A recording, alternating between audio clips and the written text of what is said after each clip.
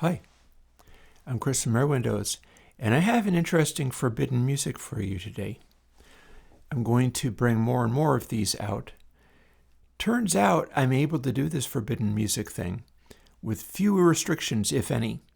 I've not run across, there's one possible exception. It's possible that I will try to do King Crimson this way, and Robert Fripp, who lives, will notice what I'm doing and try to hit me with some kind of claim saying, no, don't do that. Because unlike these automated things, Robert's capable of paying attention to who is using his music in ways he doesn't like. And it will basically be a matter of, does he like me highlighting the old mixes off of vinyl records of stuff that he has recently remixed himself and is trying to resell? But this is not a Robert Fripp production. This is the Beatles. Specifically, this is Beatles following Revolver with essentially their beyond breakout hit, Sgt. Pepper's Lonely Hearts Club Band, that completely took over the world when it came out. There is no more evergreen record than that. Even the White Album doesn't really cover the impact and influence that Sgt. Pepper's had. And the track that I'm going to be showing you, and unfortunately you won't be able to hear it very much, but I will be showing you, is Lovely Rita, which I believe that is a Paul McCartney ditty. And the techniques used to do this were basically the same as they were doing in Revolver, just evolving and escalating it further. They'd managed to get the EMI engineering to the point where it was full fidelity, full frequency. Everything was just refined to the finest details. Even though we're talking old EMI red console tube equipment, that doesn't necessarily mean bad. And even though we're talking about old tape machines, which to some extent means more bad than they ended up with in the 1970s, where stuff kind of blossomed and got more dynamic, more peak happy, this is a special case. I talk about peak energy a lot. I talk about the significance of it. I talk about how even though the scoring that my meter plugin doesn't really correlate to, oh yeah, this is going to be successful. It's not like, oh yeah, make this rate highly on the letter score and then it will automatically succeed. No, obviously not. That's just a measurement of sound. That said, this recording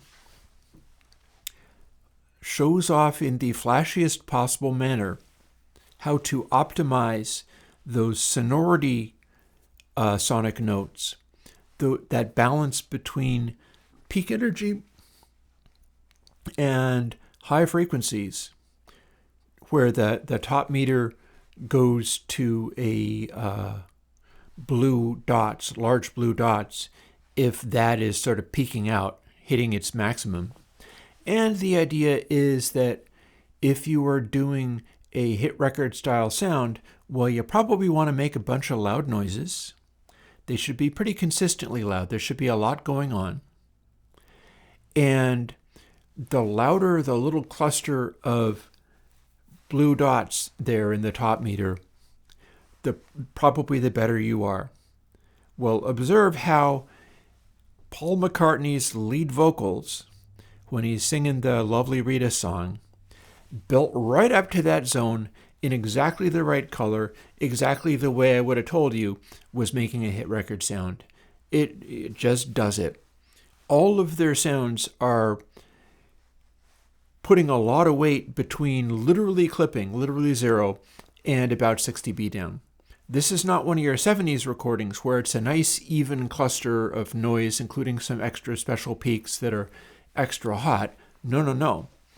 This is the older, the mid-60s sort of tube overdrive, full crunch, extra density style of hit record sound, where not only, and that shows up in the White Album as well, not only does it make a nice little cloud of peak energy without clipping everything to literally nothing, but it's also doing that nice little cloud just about as loud as you can possibly get.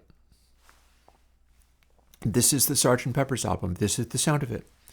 And an interesting side note, while you watch this go by and hear little bits of it occasionally, you'll hear things like, this is what the Ringo Starr's drums sound like when he's playing the hell out of them, but they're also going through one of those Fairchild 670 limiters, because they learned to do that on Revolver, and then they just kept going with whatever it is they were doing.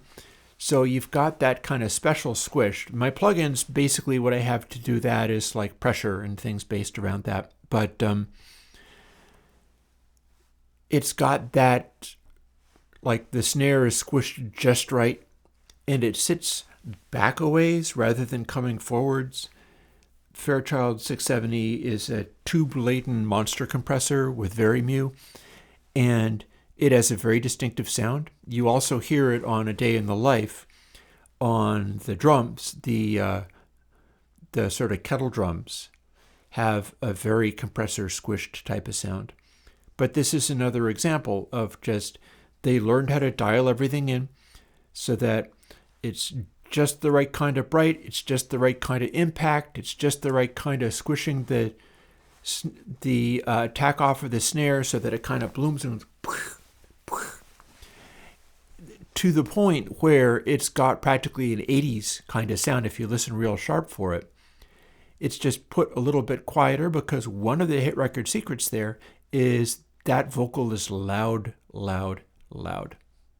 You put a great vocal performance and you have it step all over everything else, and then you build everything else around it. And one of the interesting things to observe is on the very bottom meter, the blue dots are zero cross meter. Other people don't have zero cross meter. It's just my meters that have that. It's the bottom measurement on the top meter with the white background. And zero cross basically says how long has the sound gone without crossing zero at X frequency. And one of the things that I've observed is if you want low frequencies, if you want bass fullness, you have to balance out all the frequencies in such a way that the low frequency swing is able to go far enough without having high frequencies louder and dominating over them so that they cut the low frequency swing short. It all has to kind of balance out. Well, Lovely Rita is not exactly a super low frequency type sound. They weren't using kick drum in the way that they were on Tomorrow Never Knows, for instance. There's places where we hear kick drum out of Ringo Starr, but in this case, not so much. Even when we end up doing like Sgt. Pepper's Lonely Hearts Club Band Reprise, and I will do that later, and hopefully you'll even be able to hear a little snatch of that drum beat that he lays down, bringing it in. But hopefully, we'll see. It depends upon whether the ContentID lets it through. But since it's not doing a close mic'd, super heavy, bass boosted kick, the sound of the band kind of merges together. And you have a very strong bass performance. All of the Sgt. Pepper's bass performances from Paul McCartney are amazing. Probably a Rickenbacker. I think that was what he was using most of the time. Hofner's were for earlier. And that zero cross meter, in the very bottom one, the blue dots, observe where all the blue dots land because it is a tapestry of perfectly balanced zero cross blue dots in there. It shocked me to see how well that worked out. And again, this is off of a vinyl record from back in the day. So it's a little scratchy and noisy and stuff. But the way those frequencies balance are astonishing. And in a way, it's even more pop to do that where it comes in, where the low mids are perfectly evenly covered with this zero cross stuff, and the blend is beyond reproach. It's astonishing to see how that shows up. If you're doing that, you're able to be played across a bunch of different playback systems. Whereas if you design everything around your 30 and 40 hertz, that's somewhat limiting. If you do the really super low bass, sometimes the only way your stuff can be heard properly is in clubs or on giant studio systems, or people who get into buying antique home studio, home stereo things from back in the day. Like, oh, this is my 2-foot tall Pioneer 4-driver. It's got a 15-inch woofer from the back in the antique days. Stuff like that worked great on things like this.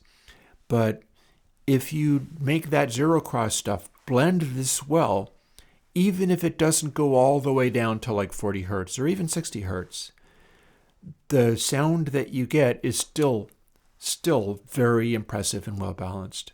So yeah, I'm just going to bring that to your attention because we don't actually get to hear this very much. It's one of those forbidden records. I don't get to play this on YouTube directly, but I get to show you what it does, and you get to hear little bits of it as it goes. So as long as we have to be watching a meter for most of this rather than getting to hear it, pay attention to that part. It's easy to go, yeah, all the peaks need to go up to a certain amount, and the brightness, it needs to balance in such a way where the peaks aren't too bright or too dark. The overshoots in the second meter down, the slew meter, you should not have too many high frequency zings as little red spikes. That's overly bright stuff. It's easy to do all of that. It's not necessarily as easy to get the zero cross stuff balancing this well. And the Beatles absolutely pulled it off on this little record that you might have heard of called Sgt. Pepper's Lonely Hearts Club Band. Turns out it was a hit record, believe it or not. Here it is.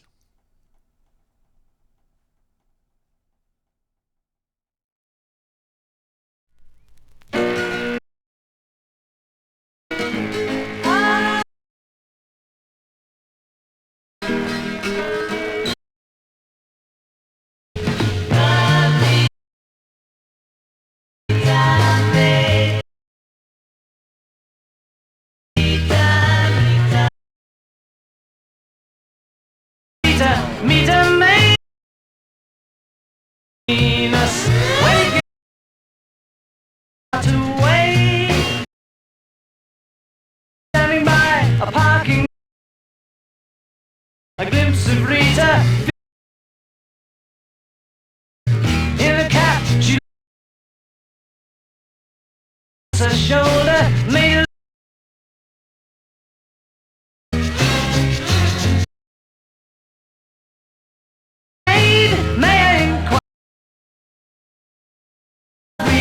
take some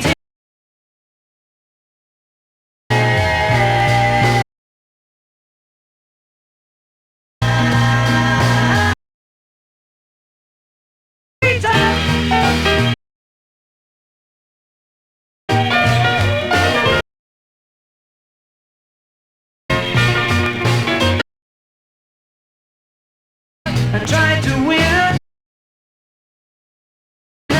Told her I would read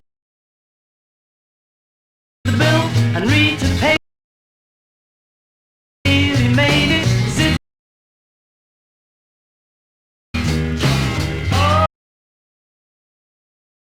Oh, maid, where would I give us a wink and